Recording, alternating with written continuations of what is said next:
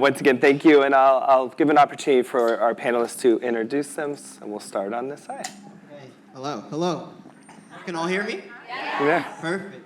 So my name is Malik Dorant. I'm in the Long Island area. I manage my father's coffee shop. It's been open for about 3 years now in Island Park. I also coach and train young kids as well in youth sports, basketball, soccer, all different types of sports as well. I also am cleft-affected as well. I have cleft lip and palate. That's it. That's perfect. Yeah. Julia? Hi, everybody. My name is Julia North. I was born with a bilateral cleft lip and palate. I am a social worker, and I am a coordinator of case management services for a community college, so I help students meet their basic needs. Great. Whatever. Christina? Hi, my name is Christina Larrow. I'm from Hamden, Connecticut. I am privileged to be an aide at both my girls' schools. And I have a beautiful 4-year-old daughter who was cleft-affected. She has a unilateral cleft lip. Hi, everyone. My name is Anastasia Shender. I have 2 kids, wonderful kids. My son, George, he's 9, and my Sophia is 6, and she's been running around. She's wearing the blue dress. She feels totally comfortable here. So she is the one who's cleft-affected. She's a little shy because I'm talking about that, but I believe that I need to share my side of the story, too. Oh, perfect. Well, welcome you all here today, and I think we'll start on this side of the room. So can each of you please describe your emotional experience? We're going really deep at the beginning. Please describe your emotional experience as a child with cleft. Yeah, sure, I can go first. Putting me in the hot seat. Okay. Well, as a child, I will start off and say that I was very energetic. I loved to play. I had a lot of fun. But I will say that as I got older and I started going into school, I did start getting a lot more shy. And I think a lot of that is because I was exposed to other students and just different situations. And I started realizing that I was different than other kids. Not other kids didn't all have to go and have surgeries. They just didn't have the same types of experiences that I had. And so that definitely impacted me. My mom told me over 23 surgeries in my whole entire life. And a lot of those were when I was a younger child. And so that was a lot to kind of overcome. And I didn't really get a lot of opportunities to connect and talk with other people about my cleft. And I think that is something that I really want to focus on throughout this presentation is the struggles of going through all those surgeries and then also just kind of feeling unsure on how to even talk about your difference and how I managed everything around that. Yeah. And you mentioned you were shy, but now you're on a stage in front of everyone, so it's a fantastic journey where you're ending. Yeah. Hi, everybody. And Malik. So for me, the reason I allowed you to go first as well, I feel like mine is a little anticlimactic. I'm not as fun. Yeah, so I had about 5 surgeries, not as many as you. I also don't feel like emotionally I wasn't too impacted. I made friends pretty easily. It never really had it stress or worry me. It never really was a bother for me, and no one really pointed it out for me moving along. And I think my parents did a really great job with putting that in front of me and letting me know what I did have. So it was never a problem for me emotionally. I was always fine with people, and yeah, I enjoyed myself. So. Yeah, and you mentioned your parents, and your beautiful mother is here today. What role did they have in your cleft journey growing up and emotional support? Yeah, so like I said, they definitely gave me a lot of knowledge pretty early. I would say I pretty much knew what I had quite early. I was able to point it out. They definitely helped me point it out as well. But with that knowledge, I was able to understand it, and like I said, I never really focused on it, so it's not like I was walking around looking to point it out, and no one was really pointing it out to me. So I felt like I was regular to most people, and so that's how I went about things. And I think my parents definitely did a great job with helping me be able to feel normal. So. Mm-hmm. And Julie, your parents, were they supportive? How was it through? My parents were definitely supportive. they helped me with confidence building. They made sure that throughout those procedures I was, I was comfortable. They made sure I had things that I wanted there. They were definitely supportive. I will say, though, that they were a little kind of shy about talking, deeply about the concerns that I had and kind of going into, those conversations. And I think they really needed some support from communities, other parents, people who understand what it's like to be a parent of a cleft-affected child, and then also people who are cleft-affected to kind of help them as well. So I love that we have this opportunity to all connect, and I think it's really important. Mm-hmm. And you mentioned parents, and conveniently we have two parents on this side of the room. So, you both talked about your children, and they're here today, and they're beautiful. What are some of the common challenges that you have faced as a parent of a cleft-affected child, and how have you worked to overcome that? Yeah. Okay. I think some of the hardest things that we've had to overcome with this journey is the social emotional aspect of it. Because of Mackenzie's cleft, we've dealt with a lot of meltdowns because she's not understood. And because she's not understood, we've seen a lot of outbursts and meltdowns, whether it's in school or in the community, and we're currently still working very hard in, finding regulation and working with therapists to help overcome these things. So it's just still a lot of learning and growth. Okay. I kind of have a list. Because there is a lot that a parent goes through. The number one is accepting the fact that your child has got a cleft. And you constantly ask the question, why me? Why us? What did we do wrong? And it's the hardest thing. The second thing is the broken hopes. So when you have a child and you build a future in your head, so my child is going to be like that and I'm going to do this. Once you go to that 20-week sonogram and they tell you that your child has got a cleft, everything collapses. And you need to start building up your life differently. You need to start planning on your child's future differently. The next question that a lot of parents ask is, what would my child look like? And that's why Googling is not always the best option, but it's better to see the pictures of other children who grow up. Because as soon as you see that it's not a big deal, your hope for the better future for your child rebuilds. And actually your child becomes super resilient and super hard to navigate. Maybe it's just a girl, maybe not. Parents of the boys would tell that. And then other things is sometimes navigating care. Whoa. You go to the doctor's appointments, you are just shuddering in tears sometimes or holding them back until later because you don't know what it's going to bring up. And then cultural beliefs always come into place in here because in one culture they think this is okay, in the other culture they think that the child is cursed. And that's not always true. And some cultures, they say cleft kids are only born for the drug addicts and alcoholics. But it's not true. Something just went wrong. And that's when you question yourself, what have I done wrong? And that's when it's hard, emotional. Mm-hmm. And have you been able to accept that you haven't done anything wrong? I mean, or is it still a daily challenge? It took me about 6 months after she was born. But from 20 weeks to 39 weeks when she was born, it was a constant battle and tears. So once you find a community of people you can share your fears with, it's much easier.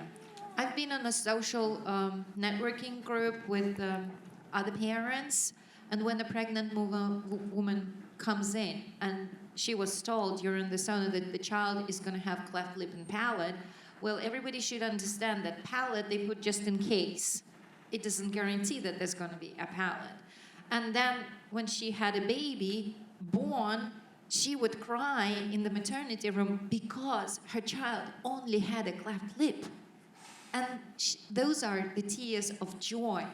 And that's what only you as a cleft parent can understand. And have your parents ever talked to both of you about, any guilt that they felt during this, or you never really had that open conversation? For me, I don't think my parents felt any guilt. And like I said, for me, I think they put me in a good position to understand what was going on, so I didn't feel like I was even a burden either. So I think the whole time they just made sure that, I was okay with the situations, which I was, and we never really spoke much about it because I didn't really bring it too much attention. Like, I needed more clarity on what was going on, so I think it was fine. Yeah. So I'm going to be really honest here, and this is a hard thing to discuss, but I will say that in terms of guilt, my dad did tell me that when he found out that I have a cleft lip, or that I had when he found out, he said that his reaction was that he felt like he did something wrong. And he handled that by he left the hospital and he started drinking. And he was that honest with me that is where he was at that time. And he did say that he had came to terms with it and worked through that. But that's a hard thing to hear.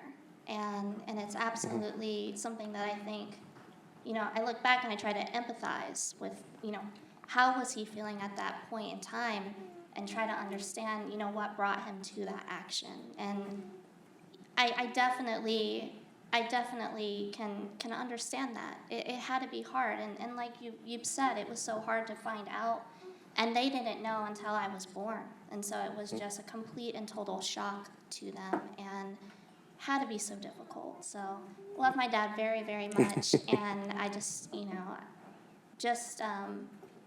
it was a really intense response, but he's worked through it, so. Great. Well, thank you for sharing that. And yes.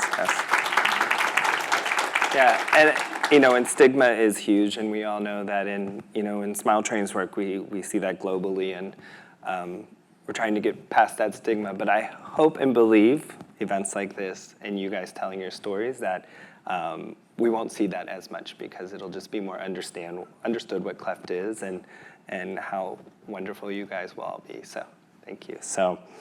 And I guess I'll go back on this side, but we'll come over here shortly. As a child, were there any negative reactions from any of your peers growing up, or either of you have any of that? So for me, not quite. Again, I just feel like I handle it like it is what it is, and it never really bothered me. Once as I got older, people started noticing it, or at least saying things to me as friends. And then if you were closer to me, I'll let you know. If you weren't someone that I knew or cared about, I'd probably tell you a lie, just because you probably don't really care either. You're probably just asking to be nosy, and not everyone really needs to know, what you're actually going through, especially if they don't care. So, for people that were close to me and actually I felt like cared about me, I did give, insight on what it actually is or feels like. And I think they approached it for what it was. They took it as I would take it. Again, I didn't feel a way about it, so they never really felt the way about it. If I joke about it, they'll joke about it. It's all, okay. So that's kind of how I grew up. Got it. I definitely did have negative reactions, and I think probably almost everyone here who's cleft-affected will kind of understand what it's like for someone to look at you and say, "What's wrong with your lip?" Or "What happened to you?" Like those are comments that you just get used to, and so I had a lot of those. I certainly had instances where people I thought were my friends, I found out were not, and said some really, really hurtful things different times throughout my life. And I will say that one thing that I've learned, and I'm still trying to learn, is really where to kind of draw those boundaries on when there are people who are close to you. What is acceptable for you? And I think for the parents here, helping your children understand how they want to be treated, their value, and really just saying where there's something that's not okay, and opening that dynamic for your children to be able to come and talk to you about these things are so important. But I absolutely had some really hurtful things said, and you just kind of have to work through it. And did both of you, whenever these situations happen, did you tell your parents, or you just kind of handled them on your own? Because I know that's a big topic, which a lot of us growing up, we hide things from our parents, more or less to protect them sometimes. So, my mom's a worrier. So I could have a cold, I don't even tell her, because she'll have soup at my door the next day. So, but I don't know if were you guys open in sharing those, like, hey, this happened at school today, or even in adult life? Yeah, for me, not really. Yeah. I did talk to my mom on a couple instances, and we just talked like friends. Talked about it, and wow, why did that person say this? And we just had a conversation about it. So I really appreciated her doing that for me. Yeah, no, that's great. And I guess with your children, they're still young, but do you want them to kind of tell you about these experiences they had, or handle them on their own? I know it's a difficult question, but just curious. I hope to one day, think that she would come to me, if there was a problem, or if there was ever a situation that someone asked her about her cleft, and she's 4, so she's not understanding yet of what cleft is and what she has and what she's gone through already, which is so much. And if ever there was a question to come up, that I'd be there to have an open discussion with her, whether it's about her journey or someone that's asked her the question she just doesn't know yet. I would love her to tell me, and I'm looking for the ways how to get it out of her. And I found a really good resource. Patricia Simons wrote a great book, Smile with Simon, and it's about bullying. And it helps to prepare your child, as it has been mentioned before, to get over bullying beforehand. And the other thing that I did, another way, right? She started kindergarten last year, and because your child has got a your child is cleft-affected, you can request a psychologist to talk to your child right from the early stage. And she had a few meetings with her, and then I talked to the psychologist and said, how does she feel about her cleft? She said, she doesn't make it a big deal. It's like a normal thing for her. And now I'm confident that she's going to withstand bullying in the future because she accepts the fact that it's part of her. So thank you, Patricia. Great. And I know your kids are going to be going into school, and obviously you guys have gone through school already, and I know the big challenge sometimes is, okay, I have to talk to my teachers and administration because they may not be familiar with having a cleft-affected child, and they will miss some school, they will have all these sessions. So are you prepared to kind of talk to the administration in school? And then on this side, do you have any advice that really, well, since you went through school, how to handle that with your teachers and everything? Kind of a question. That's anyone. I'll go. Yeah, so like I said, I had the privilege of being able to work at my daughter's school. So I've already actually had that conversation in slight ways with the principal, and Mackenzie is also going into her second year of preschool. And I've asked questions like, has anyone asked her, what is something I could do to help her through the journey? I've asked them to ask me questions. I've given them open conversation about future surgeries that are coming up. And I've also found a book as well, a different book called Archie the Clefty. And I started bringing the book into schools. I donated to the library and let the teachers know that, hey, I have this book. This is a great tool. And I know with CCAC and some of the community, the little breakdown groups that we have. Yeah, the committees. Committees, Yes, thank you. That was what I was looking for. We've been working on different, trying to get different resources out there that we can also bring to the schools, which is kind of my little personal pet project, because I think there needs to be more given to the school, more resources and open conversations. I just want to build on that. Going to the library to school, I realized that there is a need for diversity and inclusion books, and they openly open up their hands and say, please bring us those books, because they're going to be helpful. We don't have enough of those books on the shelves.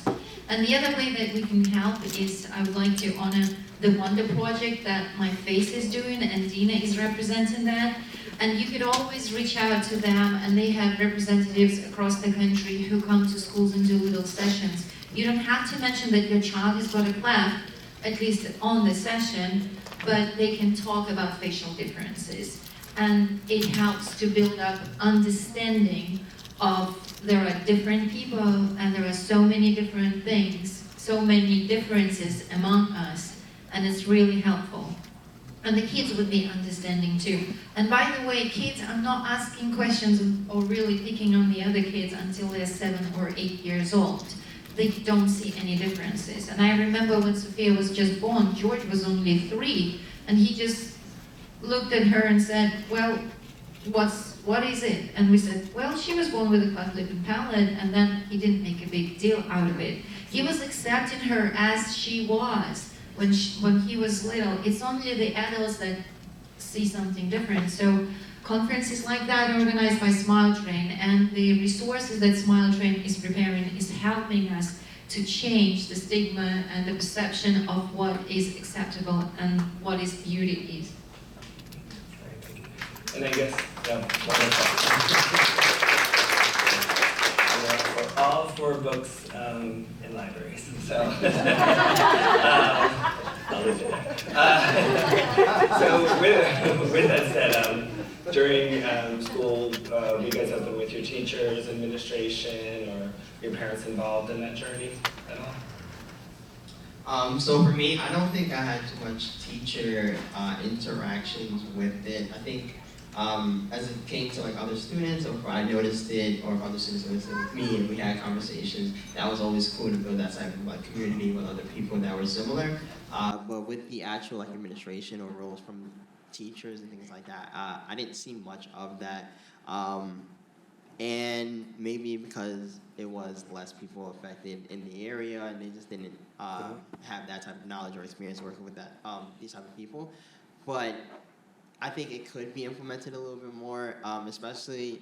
I think there's a double-sided thing, especially with, like I said, no one brought it up to me, so I didn't bring it up to anyone.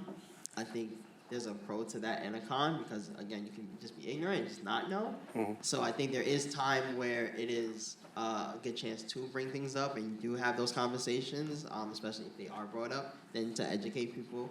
So they can know further, so that there will obviously be less bullying and more actual understanding of what's going on rather than just ignorance at its minimal point. So that I just think it could be implemented a lot more. So definitely, so it can be more of an educational standpoint for people. Great, Julia. I will say that my mom did a really good job at talking with the teachers, letting them know, especially when I was going to have surgeries. These are the surgeries, this is how long it's going to be. She made sure that I had consistent speech therapy to help me throughout school. It was in place, so I had an IEP there to help me, and I certainly think that that has paid off and helped out a lot. And I will say that even when I had surgeries, there were times when both for my classes and then for my older brother's classes, they wrote, all the students made cards for me, just to kind of help me get through it. So that support was amazing. Great. And was that in Ohio? You live in Ohio now, right? Yes, I live in Ohio. I'm from Ohio, so that's why. No. So with that said, all of you are up on the stage today, and if a new parent came in here today and said, they just found out they're going to have a child with cleft. It's a big open question. I know now you guys have gone farther through the process. I know, don't Google. We got that. I guess we can start down this side. What advice or guidelines, anything you would tell them? It could be on anything. With regards to what? Just that they just found out that they are, going to have a child with cleft. ask, ask, ask. Ask questions. Never be afraid to ask for resources. Any questions, nurses, doctors, your cleft team, they will be amazing in helping you in any sort of way to navigate your journey. I want to build on that, and don't be afraid to second guess your doctors. Go and ask for second and third opinion. I've realized that in one country they give palate surgery at 6 months, in another one they do it at 1, when the child is 1 year old, and you never know what it is. And you think that your doctor is an expert, but it's not always the case. Sometimes pediatricians look at you and say, well, you are kind of one of the rare cases that we've got. And then the other thing is, you are the person who sees your child as a whole person. Nobody else, not even one doctor, not even the cleft team, see your child as a whole person. So when your child is being told they need to have ear tubes, there is a reason behind that. Because if your little baby doesn't hear, they don't develop their speech, they don't develop as the person, and then they get delayed in their development, and you don't want that. Look at your child. We recently went to the ortho diagnostics, and my primary concern was, well, she's still young. We don't want to be doing ortho for too long because that might affect her emotional stage. And then as a parent, you are the one who is advocating for your child and making those decisions, and don't be afraid to ask those questions and go there for your child as a whole person.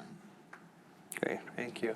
To add on to that, I would definitely say, as well as asking those questions, ask the child themselves. So I can remember like the last, I would say, conversation I had with my mother actually about my cleft. We were on a trip. I probably was like 16 or 17, and she asked me if I wanted to have like a nose surgery at that point. And like I said earlier, this never really affected me. I never had a problem with it. So when she asked me, I kind of was like, for what? Like, and then she reminded me, and then I was like, oh yeah, no, I'm okay. And that was the last conversation we pretty much had about that. But I also felt like that was one of the first conversations we had about having another procedure or having any procedure at all about this situation, about having a cleft.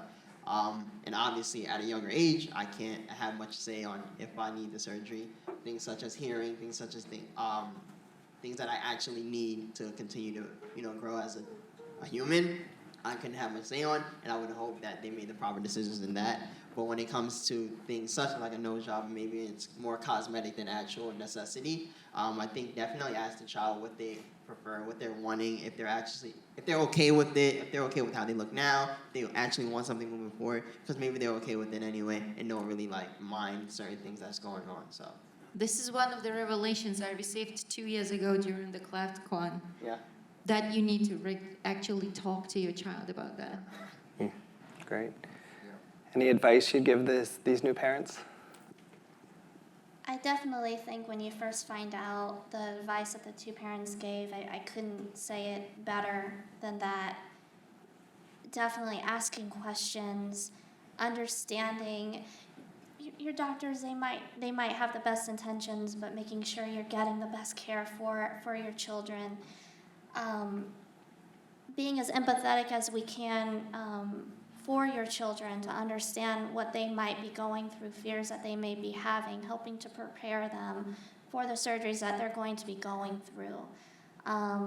Those are the things that matter a lot, and certainly talking to people who are cleft-affected and talking to other parents to get that support would be huge.